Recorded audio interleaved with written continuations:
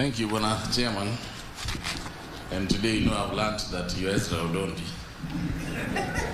So today I've also learned Wabuyabu called Ambutsi. So, ladies and gentlemen, good morning. Good morning once again. You know, when you're called upon to launch a strategic plan, you first of all check whether the organization itself is strategic. So when I walked in, my first business was to check who is around the room, so that I know whether the CEO and the board chair has run a strategic plan that is being welcomed by the strategic partners. So the first person I noticed that was around was the chair, KPLC. Then you know that nuclear means business, because when you see the off-taker who is going to guarantee the PPA around, then you know that there is serious business. Then you realize that next to her, you see REREC. And then you realize that this power is going to be taken all over the country, to all over, to including the rural areas. Then you walk around and notice that you have Kengen in the room. And the Kengen can either become an operator,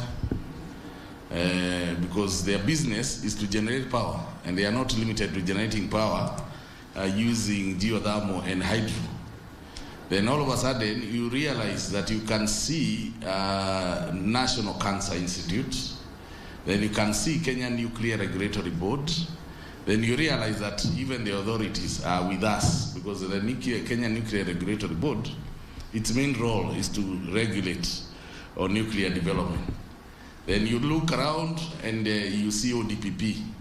Then you realize that Ezra and team wants to ensure that whatever comes is well taken care of by the ODPP.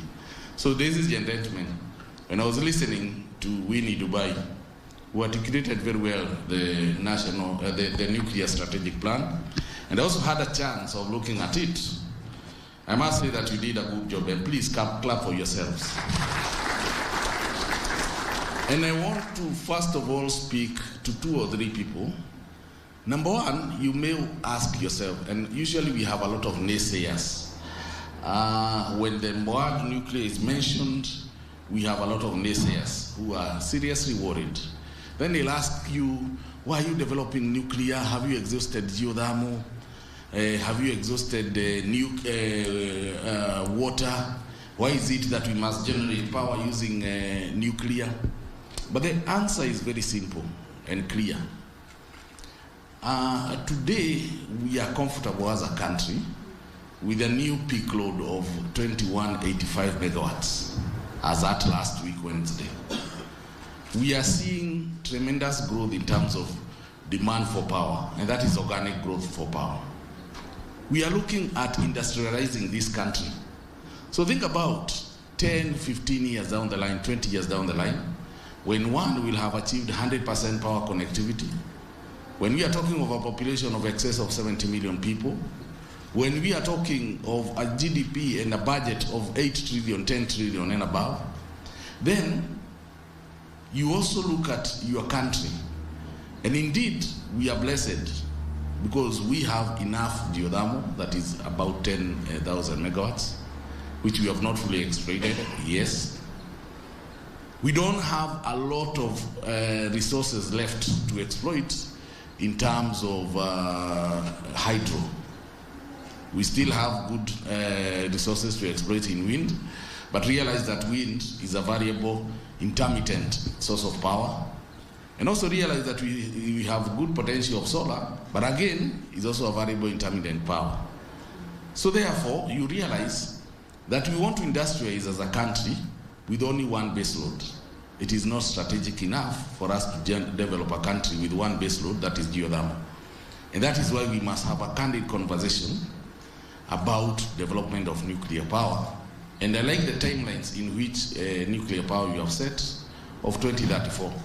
Because around 2034, one, we have an agenda of having green power by the year 2030. By 2034, all the power plants, 2035, all the thermal power plants, about 500 megawatts, will be retiring. What shall we replace with as a country when we retire those power plants?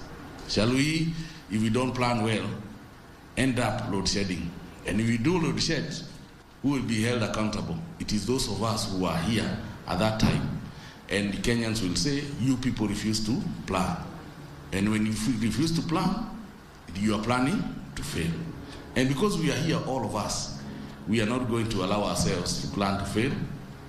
Regardless of the difficulties that we are experiencing through legal hurdles, people going down there in coast, inciting a few people, we must soldier on. We must soldier on. Stakeholder involvement must be top of the agenda. We must continue to plan. When we are launching this strategic plan, which is the second, I do believe, the first one was 2018 to 2023. This is the second one. We have three main agendas in this one. We must look at the site. Then we talk about the owner-operator.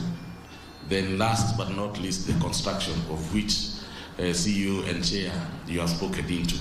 So definitely then, we know the areas that we need to do a lot of heavy weight lifting. They are clearly spelled out. And today we are launching the True North. And this strategic plan is the True North.